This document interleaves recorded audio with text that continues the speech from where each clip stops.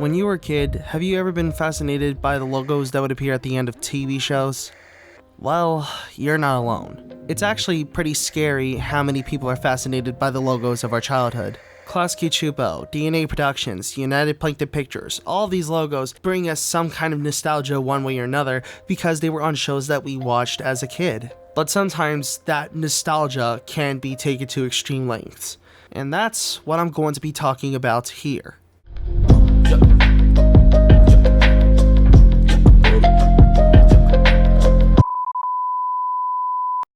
Oh, and to make this video even more interesting, I'm going to be talking to my friend Mario90007. He's basically the logo master, knowing everything about certain logos like 20th Century Fox, DNA Productions, etc., owns assets about them, recreates them in Blender. He's basically the master of TV or movie logos. And I'm also going to have our interview bits be in certain parts of this video instead of having it all at the end.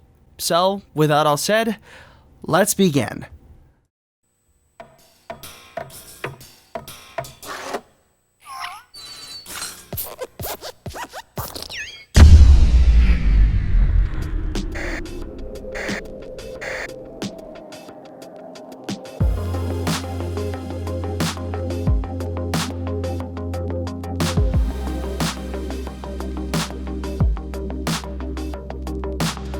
Before I can even start talking about people's obsession with TV logos, let's discuss about the history of them. These little words that would appear at the beginning or an end of a film or episode of a show have actually existed since the beginning of film, some of the earliest being Universal Pictures, 20th Century Fox, and Paramount. They've all existed sometime between 1912 to 1914. To put that in perspective of how all these logos are, The Wizard of Oz, which is considered by many to be the greatest film of all time, wouldn't have come out until 2.5 decades later. And The Three Stooges wouldn't exist until 1 decade later. So yeah, that shows you how old these logos are and how they're actually kind of important to the industry. Obviously, these logos' purposes are to show who made the film. So if you saw a Universal movie, you wouldn't confuse it with 20th Century Fox because they showed their logo at the beginning. Keep in mind that these were for films. Television wouldn't exist until the 1920s. So when everything got ported over from movies to TV, it was actually kind of smooth. Over time, there was going to be more and more companies making entertainment for television, and of course they all had their special logos. Some of them would be animated, some of them would be still frames, some of them would be live action. You had quite a lot of creativity over what you wanted your logo to be. So now, here's the question. If all that these logos are just visualizations to tell you who made what, then why are there literally thousands, if not millions, of videos about the same thing?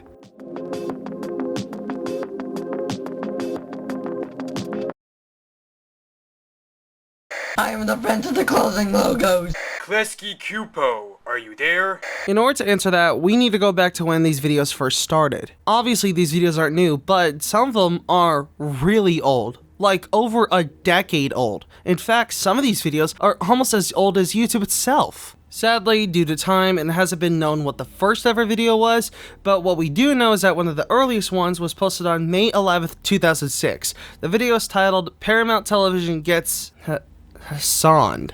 It's just some weird YouTube poop-like edit that doesn't really add anything new to the Paramount logo, but you get the idea. But one of the earliest known actual logo edits was released on May 15th, 2007, called 1992 Walt Disney Classics Fast and Slow. And like what the title says, the video shows the Walt Disney logo at normal speed and showing it getting slower and slower over time. This could actually be the starting ground for some of these edits because a lot of people really do like editing logos, so that way when they keep repeating, they get faster and faster or slower and slower. So let's say this is probably the first ever true logo edit. I mean, somebody could have done one before, but this is one of the earliest ones that me and my friends could even find. It's also unknown what the first ever Klasky Csupo edit was, but from what we could tell from this video, Klasky Csupo Surprise 1994, at the very end it shows the date October to November 2005.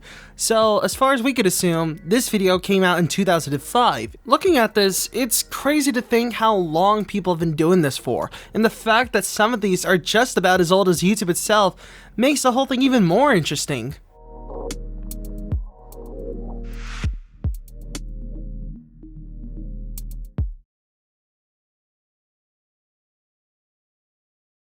I have a couple theories as to why people find these logos fascinating. The first thing is, well, it might be already obvious, but it's just nostalgia. Obviously, the millions of people that are talking about the Klasky Csupo logo have seen Rugrats before. In fact, the Rugrats movie was the first ever non-animated Disney movie to reach $100 million at the box office. So that alone tells you how many people have watched Rugrats before. And because of that, they might have seen the episodes all the way to the end in not skipping the credits, of course, seeing that Klasky Csupo logo that could have probably scared them, which I would actually get to later. In fact, I'm not gonna lie, I was one of those people that was obsessed with the Klasky Csupo logo. I remember watching hundreds of these weird Klasky Csupo videos before I went to school. I even made a Mario costume dedicated to it. That's how obsessed I was about this. The reason that the Klasky Csupo Splat logo has gotten a lot popular was because of a amount of edits that children had to create, the amount of effects, crazy shenanigans about changing the colors, inverting it, putting it in reverse, calling the effects different names. It's so weird. So weird, in fact, that Klasky Csupo themselves made a show about this specific logo, titled Splat. And in the first episode, they show this montage of all of these people's videos about this logo. If these people's videos are so popular to the fact that the company themselves know about it, that's when you know things have gone a little bit insane. It's incredibly easy to get caught into this weird loop about these logos. Whether that's just the weird obsession videos, or the facts about them, or just anything like that, it's incredibly easy to get caught into the loop. And speaking of which, the second reason why I think people are obsessed with these logos is because of that. They are just finding them interesting, knowing about the facts about them, or knowing the history behind them, or seeing the evolution about them. People are interested in knowing about these logos, which is basically the identity of these companies. And finally, the third reason why I think people are obsessed with these logos is because of another thing. People finding them scary. Now, you might be thinking, how could people find something as simple as a logo scary? Well, it gets a lot deeper than you think. For some reason, people started finding these logos to be pretty scary. In fact, some companies had to even change their logos due to how many responses it got. One of the most popular being a logo for a company called Screen Gems. This company and this logo have existed since the 60s, and back then, and even now, people found this logo to be pretty horrifying.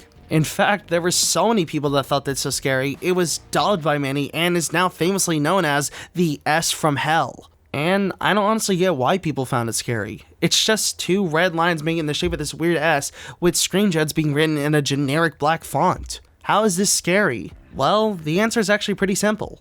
This comment here that was made by CCTron under the Screen Gems logo says, if you were scared of these logos, you were probably watching TV in the dark.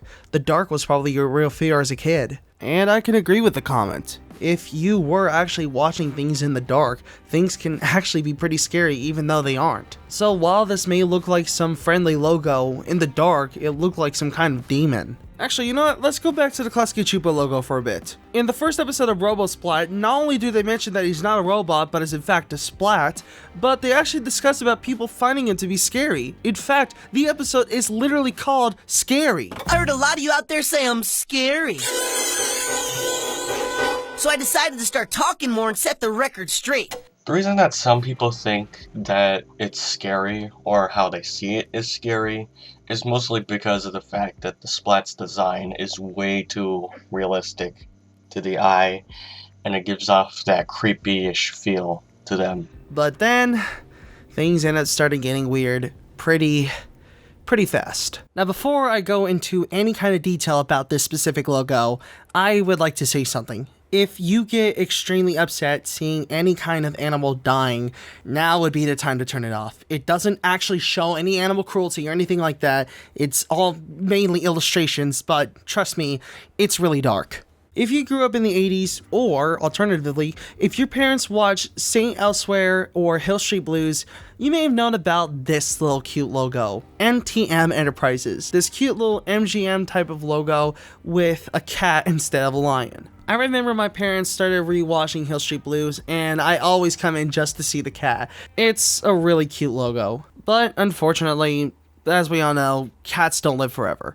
because Mimsy, the cat that was in these logos, passed away sometime in the 80s. And to make things even more disturbing, when the Saint Elsewhere series finale aired, they changed the logo a bit.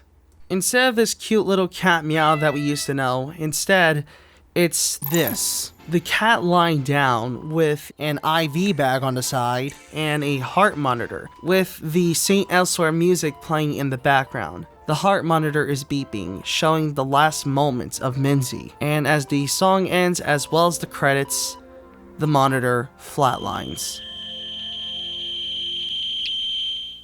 It's really disturbing, and I don't know how they even allowed it on TV.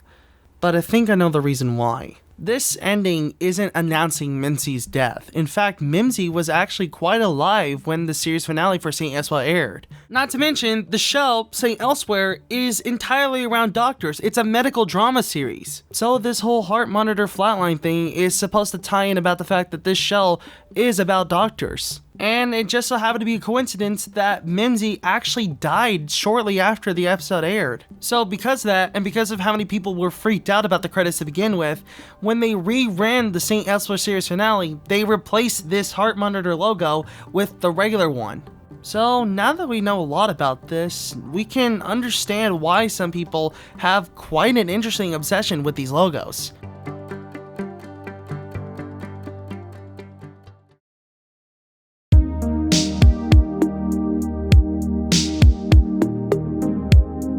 In conclusion, logos are just used to show people's creativity, not just about their videos or their films or their shows or whatever the case is that they put their logos on, but the people that are adding effects to these logos. And although a lot of them are weird, they are kind of showing their creativity. If they are into this stuff, they can go right ahead.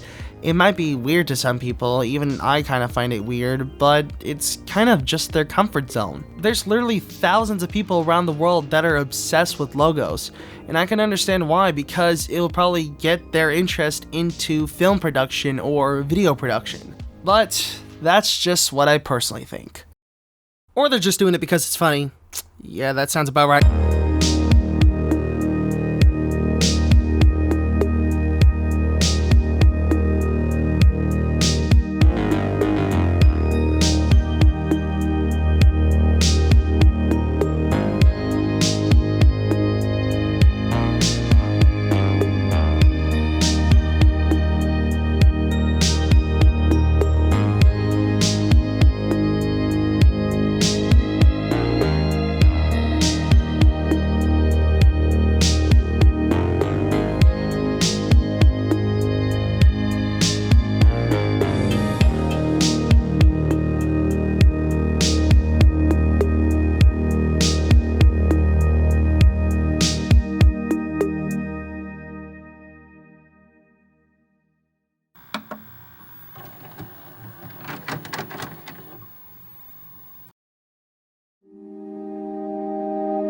Hey everybody, thank you all so much for watching. I really hope you enjoyed this video. I spent so much time on it and I had a lot of fun editing it as per usual. I had fun editing the effects and adding that old retro credit sequence at the end.